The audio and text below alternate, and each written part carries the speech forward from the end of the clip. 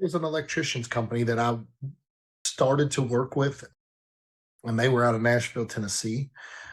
And I drove down the guy, and he was a very laid back guy. I mean, very laid back. Well, I'm about as high strung as they come. So when I came in that door hot, I came in like a tornado. And he was like, "Oh, hold on," and needless to say, after about 2 hours of being there, me and him both agreed that it was probably not going to be a good fit. He was like, I was not ready for all of this. And I was like, hey, I told him, let's open the books, let's open your systems, let's open everything, let's get everything out here. And he's like, hold on. And I'm like, hey, man, you want to do this? We're doing this, come on. And I came in like a bull in a china shop, like I always do. Let's get straight to work. I'm not one. I don't care who you are. I don't care about going to lunch. I don't care what your favorite food is. Let's go to work.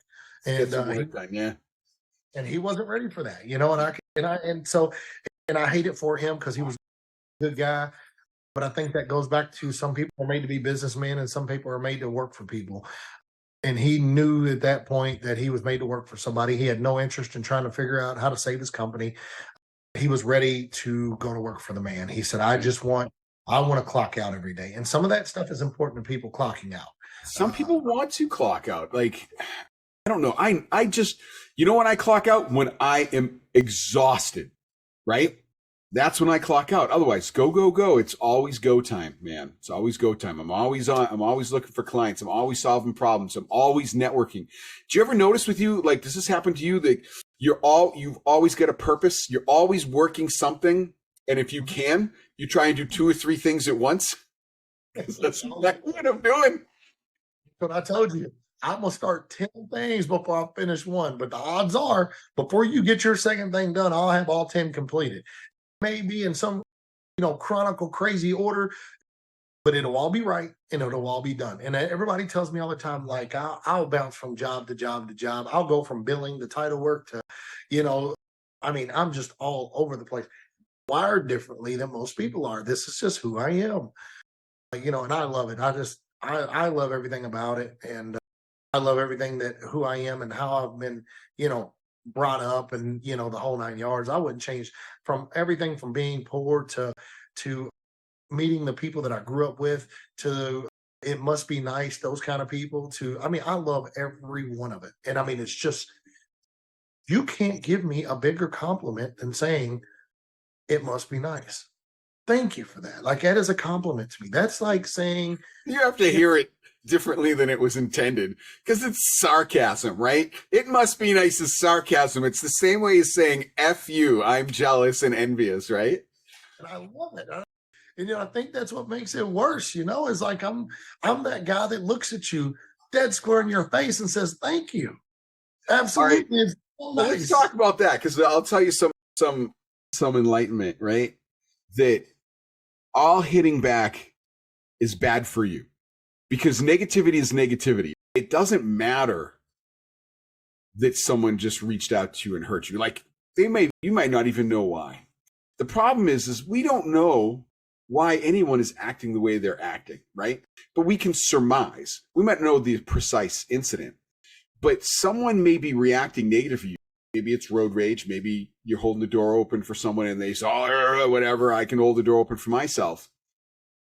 Now, under some of these circumstances, we could socially justifiably defend ourselves. What the fuck is your problem? Pardon my language. And, but the problem with that is, and this is what I'm learning, right? And this is like, I'm really trying not to be sarcastic. Banter's okay, but I'm really trying not to be sarcastic, because all you're doing is feeding the problem. In your brain, regardless of what you think, your brain hears negativity. And so you take that on, right? When you're negative, your body produces hormones that support the negative attitude, right? And the negative emotions. But you're also spreading the negativity. And when you choose to confront someone by escalating, you're affecting everyone else around there, right? Because now they may not show it, but you're affecting their hormonal state, because they're going into a defensive mode. Like, what the heck's going on? Why are people yelling at each other? Right?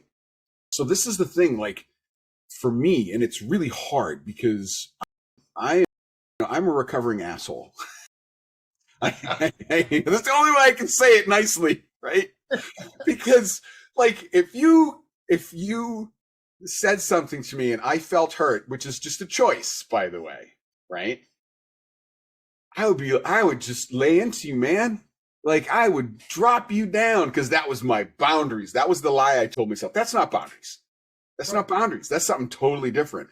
Boundaries is like, whoa, hey, what's going on? I apologize. Are you okay? Right? Then please don't do that. And so it's hard changing that, man. Like if you live in this negative place for so long, and look, we can make excuses for it. Bad shit happens to us. Bad shit happens to everybody. But at some point, like this is I'm not lying to myself.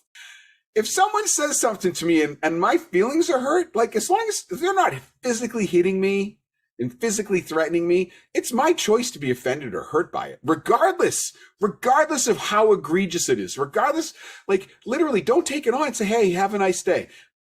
And not in a sarcastic way, right? Because that's the part we all forget. We all think that, oh, don't take it on, but hey, we can stick it to them, right? Because we want that satisfaction. And that is narcissistic, by the way, right? So it's a narcissistic satisfaction or joy that you get by torturing someone else who is clearly already vulnerable. Their nerves are exposed because they've exploded on you. So you're a coach. I'm dying to hear what you think about all this. So I don't feed into it. I have never been one to feed into negativity. If you come to me in a negative manner, or back in a negative manner, I'm not going to feed into you. I can't let you affect my day or affect me by your actions, knowing that in 15 minutes after this, you're not going to give a shit if you bothered me or not. I can't let someone, let me reword this. I can't allow someone to come into my life and alter my whole day, my whole week, not even in 1 hour, knowing in 10 minutes that it doesn't bother them. They're going to move on with their life like this never happened. And they don't really care. They might even walk away like that dude's an asshole. And that's all they're going to think. And that's all they're going to say. And they don't care. But that's going to bother me for hours or days. Or it's going to sit in the back of my mind and make me think like, damn, am I really that? And I had to train myself to say, I don't really care. You know, even is there certain things that is going to get to you? Sure, absolutely. We're all human, right? But it's your choice if you let that bother you or not. I know, and this is the way I judge every single thing. Is this going to make a difference in my life in 10 minutes? Is it going to make a difference in my life next week? And is it going to make a difference in my life next year? If all of them check boxes are no, it ain't going to bother me. I don't care. And I just straight tell them, I appreciate your opinion. I'm going to agree to disagree with you on this one. And I think it's best that we either change the conversation or I'm going to turn it into a positive thing. Hey, man, I appreciate that.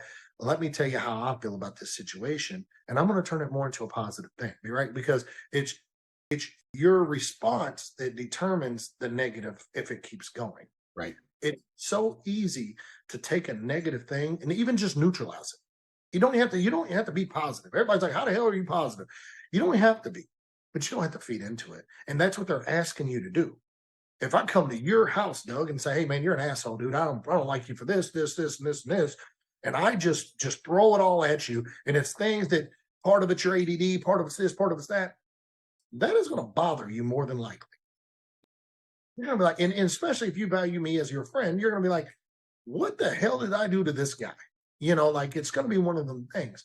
But if it's one of them deals where you just say, well, hey, look, maybe this guy's having a bad day. Maybe we're not who I thought we were. Maybe it's a situation of, I took something the wrong way out of context.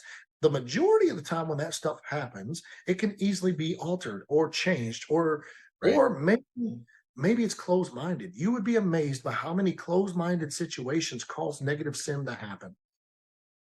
Because a closed-minded mind says that cannot happen in my mind. And if it happens, that's wrong. But you're not seeing the other perspective of it, right? So there's a reason why all of this stuff happens. Now, there's sometimes that there's going to be situations where negative is just negative. I don't care what you got going on. Don't feed into it. It's not going to bother you. It's not going to affect who you are. When you go home, you're not going to have a problem depositing that check when you go to the bank. So, and the next person you talk to is not going to be negative. So, but if we jumped on this podcast today and you are already in such a negative mood, this podcast would be shit. It was today. Today was a rough day, but I had to own it. I had to turn it around, right? But see what you did there. You didn't let it bother you. You said, okay, we got a whole clean slate now. Let's wipe the slate clean. And you know what? This is prime example. This is what I do. Right. If I'm starting my day off negative, yesterday was horrible. This morning's been a little rough on me. Before I got on this podcast with you, I checked my shit in the mirror. I went in there, had a conversation with myself. Hey, man, look, this is it. Like, that shit's in the past. Fresh start. Let's get this going.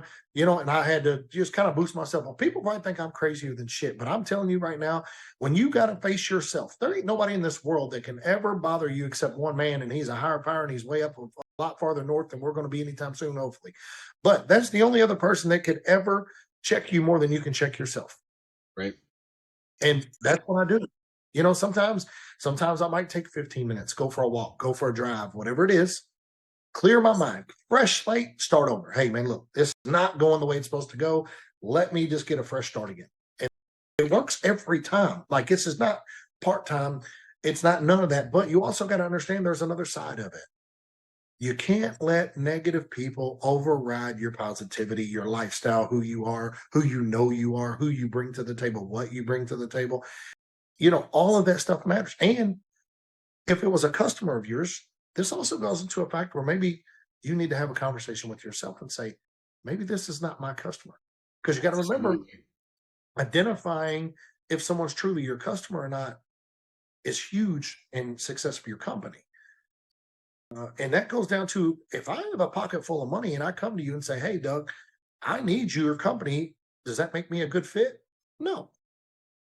Because I'll tell you, we all have them one customers that we question, was this really worth it? Because of the pain in the ass that they bring to the table. Because you dread that conversation when you get on the phone with them. Here's a simple way to put it. Doug, if every time I seen you, I gave you $20, but I treated you like dog crap the whole time you and I were. You're gone. You're done. Yeah. I'm out. Right. Most people don't understand that, though. They think, this has got to be my customer. They got money. That's where they get it confused. Yep. I couldn't agree more. Like, I can't begin to tell you how much more money I made as soon as I did that. And my peace of mind, like, so much less stress. But let me ask you this. How hard was that? Initially, it was really hard, right? Because, some of us are people pleasers, right? And some of us don't like to reject people because, we don't want to hurt people. Like, when you let people go, they get offended, right? And then they'll lash out at you because they see it as a rejection. And did you ever feel like it was part of a failure of your own by letting them go? No. Like, when they were gone, like, my failure was either taking them on in the first place or holding on to them after I realized it wasn't a good fit. That's what I saw as the failure. It was the taking action part. I mean, everyone's different in this regard, right? But for me, it was the taking action part. Okay, they got to go, because I'm always so worried about people's feelings, right? And there comes a time, if you're a business owner, right? And so this is certainly my area of growth right now that I'm still growing in, but sometimes business is just business, right? And people are going to get mad. You got to learn to deal with it, right? It's funny you say that, because for me, I had to learn this the hard way. But for me, it was when I started turning some businesses away, especially when I first got going, I set my boundaries, and I stay very true to my boundaries. My boundaries are ethics, my morals, my boundaries.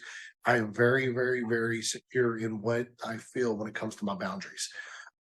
And I had to not take on a few clients that would have been very good paying customers, but understanding that not every customer was my customer, or even letting a couple of them go after I realized that our initial meetup was different than when we started actually working together. And what I mean by that is, if you're not going to do the work yourself, we're not going to see the outcome, and I'm wasting my time. Right. The service that I offer and the services that I do is you're in a bad spot. You're in a failing business. You're not going to make it, or you're just stuck at a plateau where you're not going to the next level in anything you do. Right? How do we get to that next level? And it's called work. This is not a you're going to see a little bit of profit come in the door, so you get to work a lot less harder now. It is not a factor of you just wrote the book for me, so I don't have to work for it anymore because I paid you to do it. You know, a lot of people think them two things right there. And those are the two most common things that people look at. They quit doing the work because they think that automatically that we've written this plan for them and it's automatically going to work. So we have to work less now because we got it worked out. It goes back into those situations. When you turn those people away, I started feeling like I had failed those people. I was a failure because I take it personal. And that's with me. I took that very personal, that I did not ever want to feel like I failed someone. And that's where initially where it came in at, so Right. why I asked you that question, because for me personally, I had a tough time with it. And there was one of them deals where I had to have a conversation with myself. I think I think you get so many different answers from that question, because really it's wherever we're weakest in our personality set, where our trauma may lie. But it's a really good question. I think, if you're out there listening and you're going to set up a business, Steve is absolutely correct. The sooner you set your boundaries, the better off you are. It's always more difficult to clean stuff up after the fact. Yeah. And when you're dealing with your boundaries, it has to be a fair playing field all the way across, start to finish. It has to be set across the board. You cannot have different boundaries from your family than you do from your business. You cannot allow certain people in your business to have certain boundaries, but other people have different boundaries. All of that stuff plays factors. You have to stay true to exactly how you feel and what you expect from people.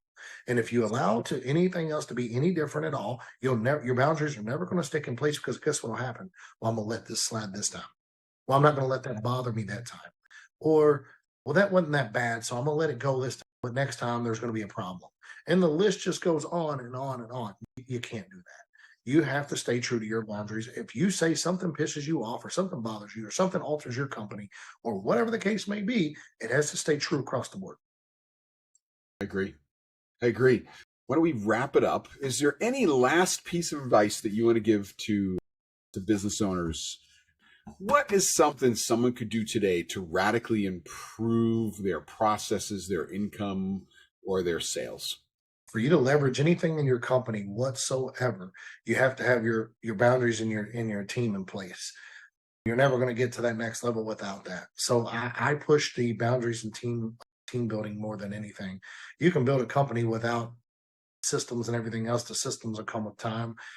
But it also comes with your personal growth, and you have to put yourself first. So, if you come to the table and you expect your team to do things that you're not willing to do, the odds of you getting that return is going to be slim to none.